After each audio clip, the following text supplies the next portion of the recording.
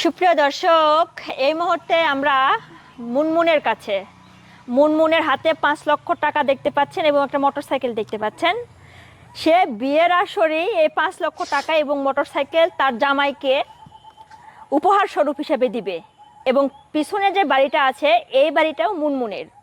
সে 1 মাস কিংবা তারও কম সময় হলে তার জন্য ভালো হয়, বিয়ে করতে চাচ্ছে, এমনটাই কিন্তু তিনি বলছে, বিয়ের পাত্র খুঁজছে। আচ্ছা মুনমুন, ভালো আছেন আপনি? জি আপা, ভালো আছি। আচ্ছা, আপনার হাতে হাতে 5 লক্ষ টাকা আর এই মোটরসাইকেল কি আপনার? হ্যাঁ, এই মোটরসাইকেলও আমার, এই 5 লাখ টাকাও আমার। আপনি মোটরসাইকেল চালাতে পারেন? মোটরসাইকেল তো আমি চালাইতে পারি না, কিন্তু এই মোটরসাইকেলটা আমি কিনে রাখছি। কারণ আমাকে যে বিয়ে করবে তাকে বিয়ের আসরেই আমি এই মোটরসাইকেল উপহার দেব। বিয়ে করার পর সেই মোটরসাইকেলে করে আমাকে নিয়ে বাড়িতে যাবে। বাড়িতে যাবে, এটা আপনার ইচ্ছা বা স্বপ্ন? এটা আমার স্বপ্ন। আচ্ছা, এই যে যে বাড়িটা আছে, হ্যাঁ বাড়ি তো আপনার নামে, তাই না? হ্যাঁ, এই বাড়িটা আমার নামে। আচ্ছা, তো আপনি কি বিয়ের পর জামাই নিয়ে এই বাড়িতে থাকবেন? এখন আমার জামাই যদি বলে যে আমি তোমার সাথে এখানে থাকবো, নিশ্চয়ই এখানে থাকবো। তাই না? যে ঘর জামাই কি? ঘর জামাই। আচ্ছা, তো দর্শক, তিনি একটা ঘর জামাই কিন্তু খুঁজছিলেন। এই বাড়িটা এই বিশাল একটা বাড়ি, যেহেতু তার নামে, তিনি চাচ্ছিলেন এই বাড়িটাতে সে তার জামাই নিয়ে ঘর জামাই থাকবে এবং বিয়ের আসরেই এই মোটরসাইকেল এবং তার হাতে থাকা 5 লক্ষ টাকা জামাইকে তুলে দিবে। তো মুনমুন, আপনার কোনো চয়েস আছে কিনা, কিংবা কোনো পছন্দ, বুঝাচ্ছি আর কি, কোনো পছন্দ আছে আপা, কিনা? আমার তো অনেক টাকা পয়সা। এখন আমি ভালো মনের একজন মানুষ, চাকরিজীবী হোক আর ব্যবসায়িক হোক, সমস্যা নাই। যে আমাকে, আমার টাকাকে না, আমাকে ভালোবাসে, তাই না? যে। আচ্ছা, তো আপনার কি আগে বিয়ে হয়েছিল? না, আমার আগে বিয়ে হয়নি। আচ্ছা, আগে বিয়ে হয় নাই। এই যে এটা কি ভাড়া দিয়ে রেখেছেন এই বাড়িটা? হ্যাঁ, এটা ভাড়া দিয়ে রাখছি আমি। আর এখানে থাকেন আপনি? হ্যাঁ। আপনার বাবা মা বেঁচে আছে? আমার বাবা মা বেঁচে আছে। বেঁচে আছে। কয় ভাই বোন আপনারা? আমরা 2 ভাই 2 বোন। 2 ভাই 2 বোন। যে। তাদের কি বিয়ে হয়ে গেছে? সবার বিয়ে হয়ে গেছে।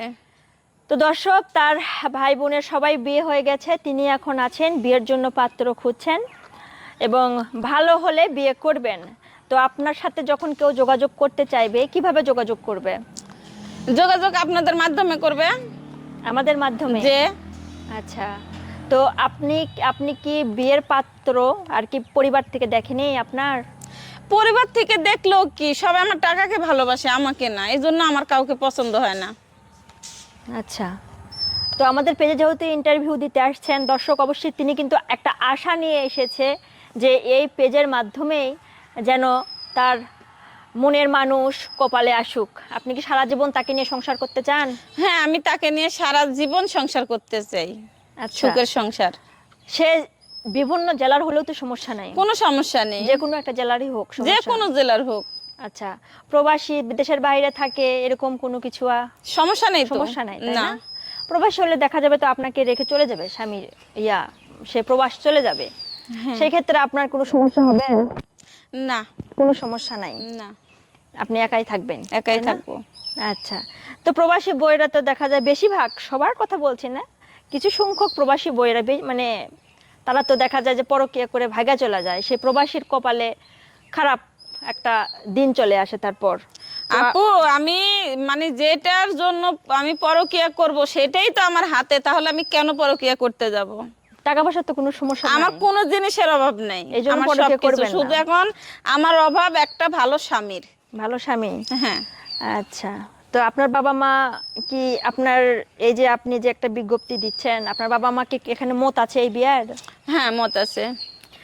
তো দর্শক, আপনারা মুনমুনের কথাগুলো শুনলেন। সে বিয়ের জন্য উপযুক্ত একটা পাত্র খুঁজছে এবং আপনারা ভিডিও ফুটেজটা শেয়ার করে দিবেন, সে যেন মনের মতোই একটা ভালো পাত্র পায়, তার মনের মতোই যেন পাত্র তার কপালে আসুক। আপনার কি পড়াশোনা কতদূর পর্যন্ত করা হয়েছে? 5 পর্যন্ত। 5 পর্যন্ত পড়াশোনা করেছেন?